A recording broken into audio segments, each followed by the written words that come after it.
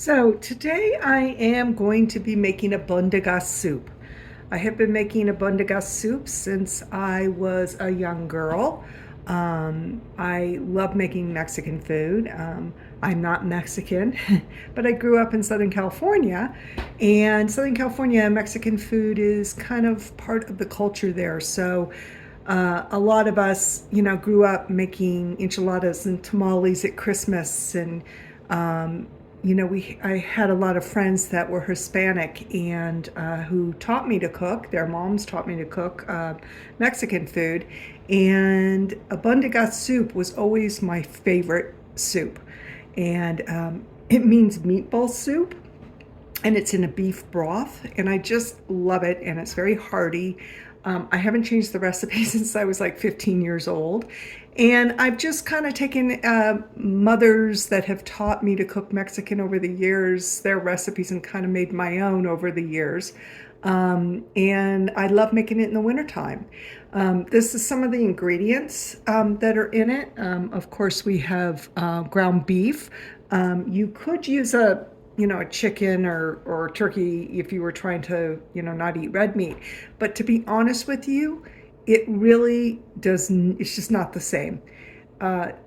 Using the ground beef, it really gives the soup a lot of flavor. So I advise you not to replace it unless it's for health reasons. But you can try to use a lean ground beef. I'm using an organic grass-fed ground beef. You use a pound to make the meatballs. I have 2 pounds here because I'm doubling my recipe because I am making a big stock pot to take for Christmas dinner over to my youngest's house. You need beef broth. Get a low sodium beef broth so you can control the salt in your food. It's also an organic beef broth. I've seen recipes out there using bouillon, and you know what? Bouillon is so full of sodium, and it's processed, and I just don't care for it. So I always get these cartons of organic low sodium beef broth. You also need some stewed tomatoes. I always get no salt added, diced tomatoes. You need an onion. I always use red because it's more nutritious. Zucchini. I use 2 zucchinis. Some cilantro. Just get a bunch of it, and we'll measure it out from there. And I use about 4 carrots in mine, and potatoes, which I don't seem to have in front of me, but here they are. So I usually use about 2 potatoes. I like to use the russets, and I use them with their skins on, cubed up. You need some egg to go into your meatballs to keep them together. Some oregano, some dried oregano. And then I put a little bit of cumin in mine. If you've never used cumin, it's kind of a mainstay in cooking Mexican food, along with Indian food. And then I usually just have some seasoning, salt and pepper. And then I also put a little hot sauce in mine, just to give it that twang that Mexican food has. You could use red pepper also.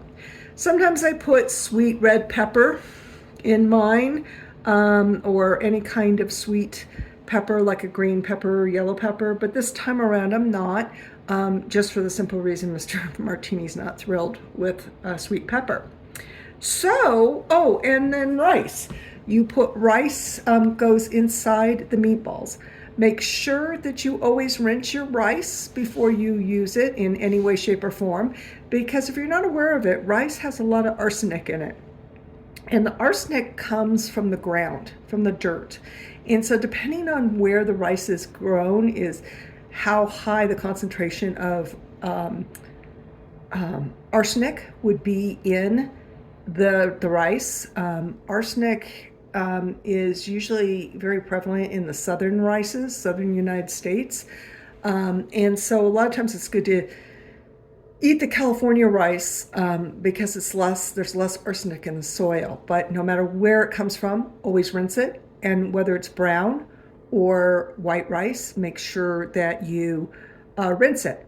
Now, I normally eat brown rice because it's more nutritious, but for this recipe, I recommend that you use the white rice. It will be better in your meatballs. So let's get cooking. So the next thing we're going to put in is our ground beef in a good sized bowl. I'm working with 2 pounds here. Again, I'm making a big stock pot full for Christmas.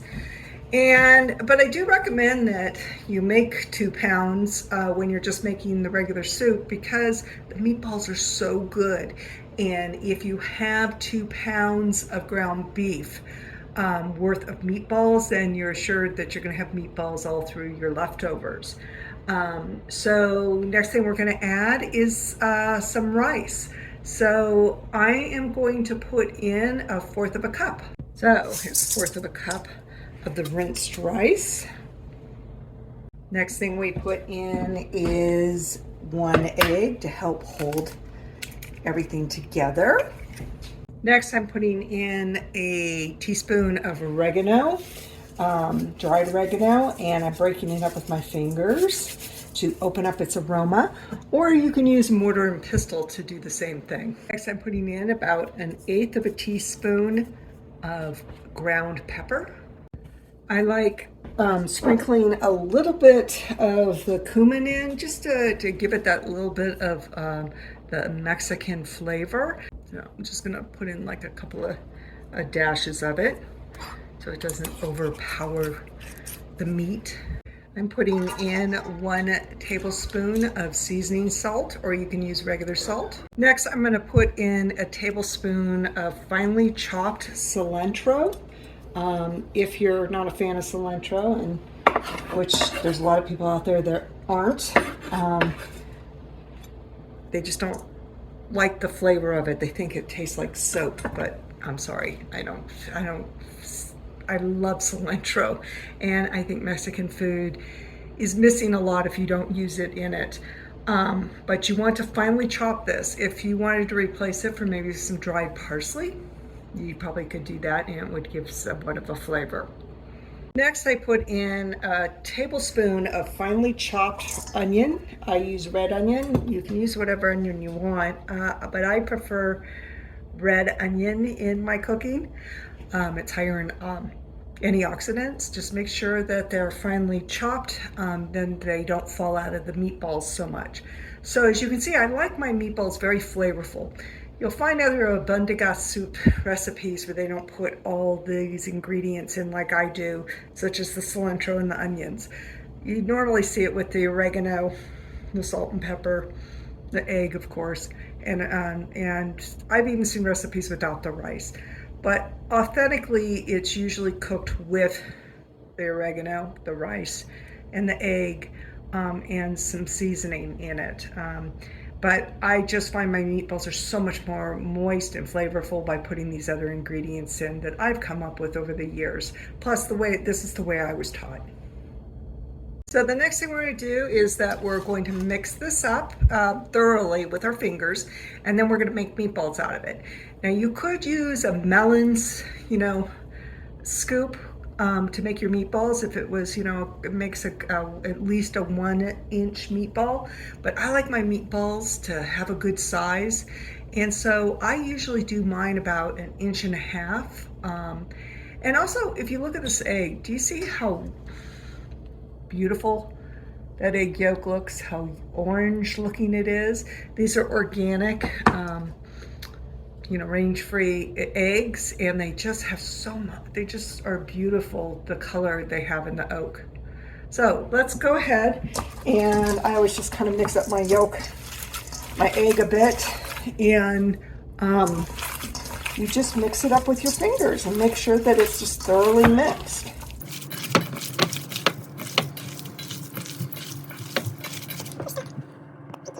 So the first thing we're going to do is we're going to set aside our meatball mixture, and we're going to make our broth. So I am going to put in 2 of these containers. So that's going to be 64 ounces. 64 ounces of beef broth, which is 8 cups. And if, I want some more broth, I can always add water. Next, we're going to put in our diced tomatoes. I use a no salt, non-PBA brand. BPA is a lining that they put in some cans that is not good for you, and it's not good for the environment. And so I buy this organic brand. So I just put in the whole can. Next, I'm going to put in the rest of my onion.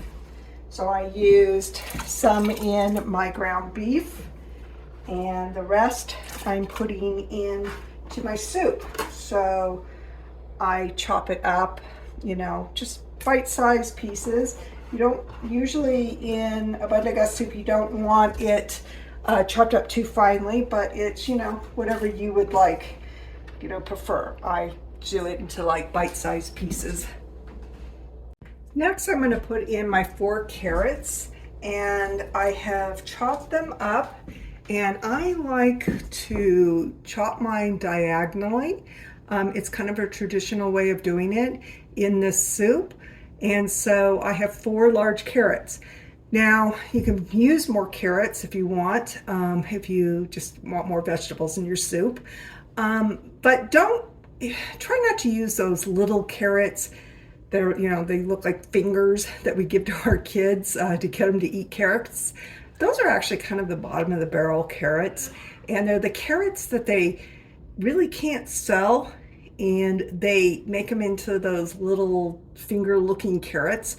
You're better off with a good regular old carrot that's organic, and leave the skin on, because there's nutrition in that skin, and there's no reason to peel it, especially if you're getting organic. If you're not getting organic, you might want to peel it because it might have pesticides on it. But wash it really well first before you peel it. So put in 4 carrots into your pot. So as you can see, we're getting some really hearty ingredients into the pot. Next, I'm going to put in some russet potatoes. I cubed them, good, nice bite size. And I do not skin them because, again, there's where the nutrition is, or part of the nutrition. I don't like throwing away nutrition. So what I'm going to do is I'm going to put in some spices, and then I'm going to bring this to a boil. Now, I do have zucchini I'm going to put in here, but zucchini has a different cooking time than potatoes and onions and carrots. And so I'm going to cook those for about 10 minutes first before I put the zucchini in. Now, the zucchini, I like it when it breaks up in my soup because it adds a nice flavor to the soup. So I don't, I kind of, I guess, overcook it a bit so it breaks apart. So let's go ahead and put some spices in. So I am going to put in about a tablespoon of oregano. And again, I break it up in my fingers to open up the flavor. So next, I'm going to put in a half of teaspoon of salt. I'm not going to put a ton of salt in here because I have salt in my meatballs, and the broth already has some salt in it, so I don't want to over salt. When the soup is done and I'm taste testing, if I feel it needs more salt, I'll add some then.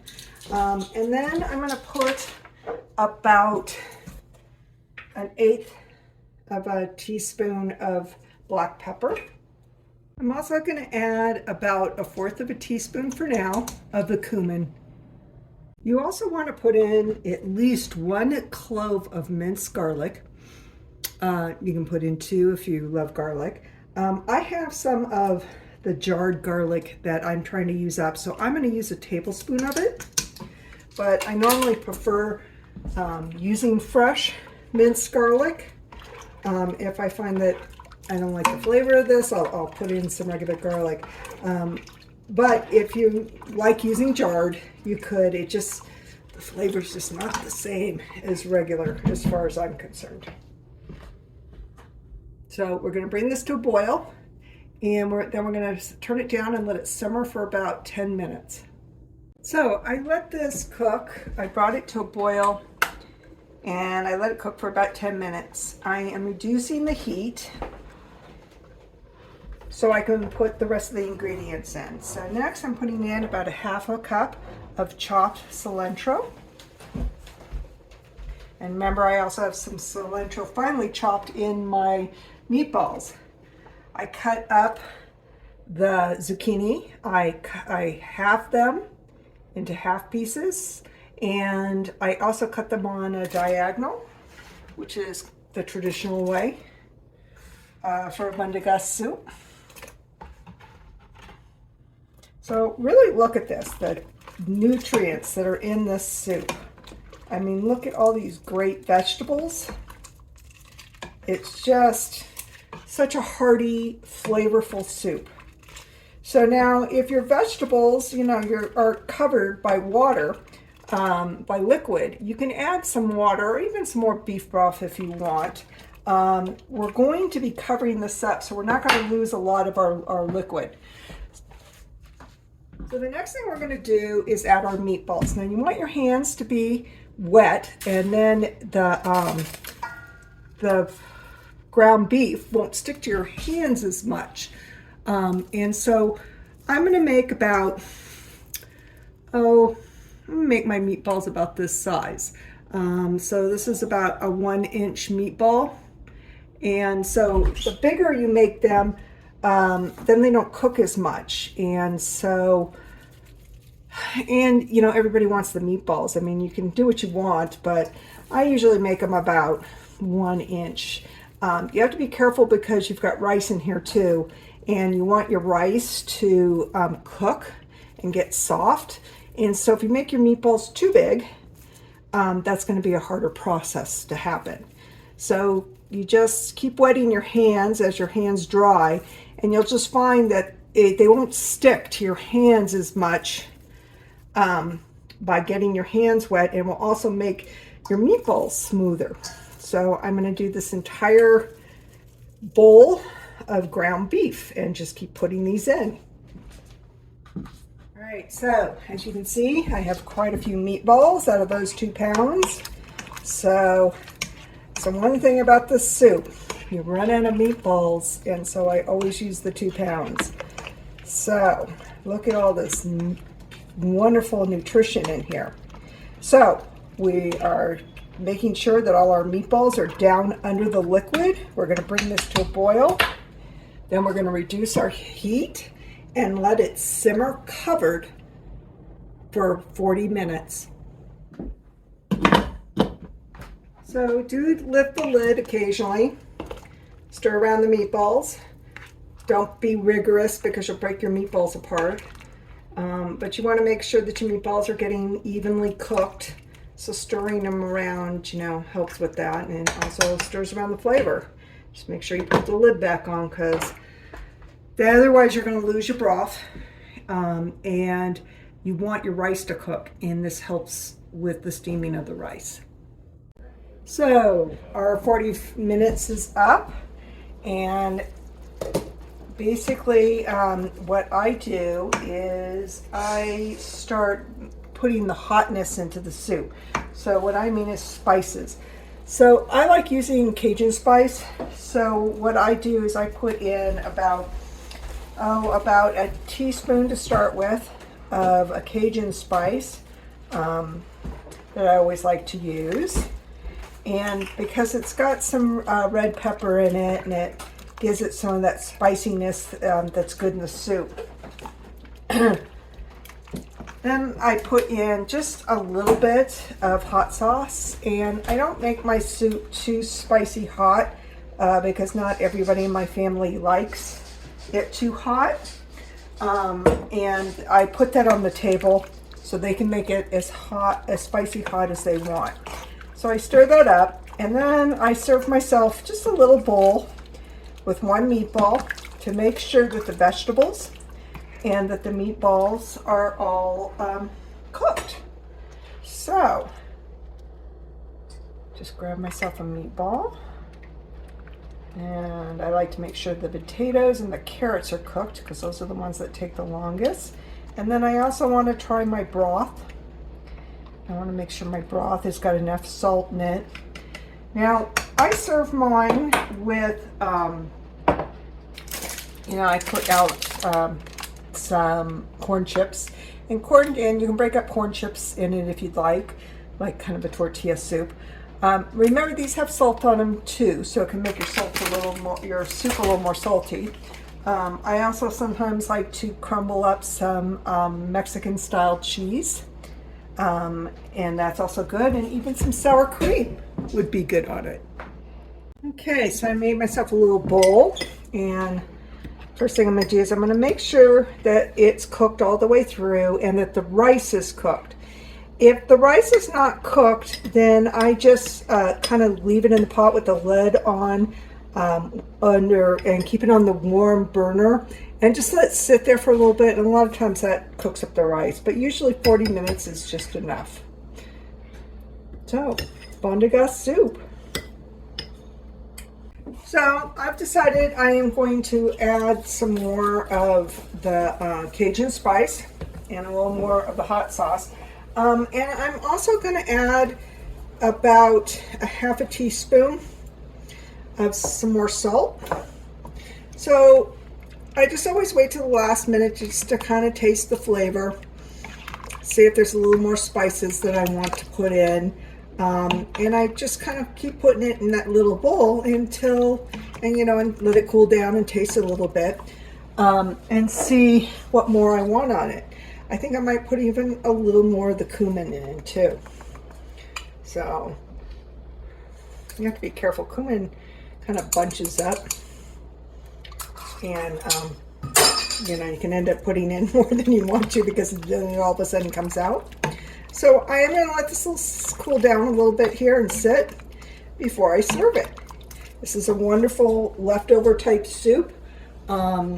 And so if you can freeze it very well. What I do is I put it in smaller containers like Pyrex, and then I've got soup all week for lunch.